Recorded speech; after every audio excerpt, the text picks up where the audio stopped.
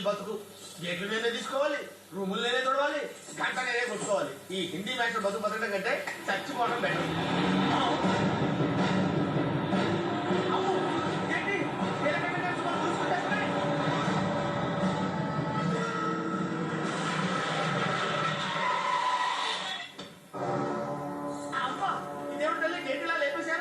ఈ గేట్ దగ్గరే మా గంగోత్రి పడిపోయింది, అందుకే లేపేశా.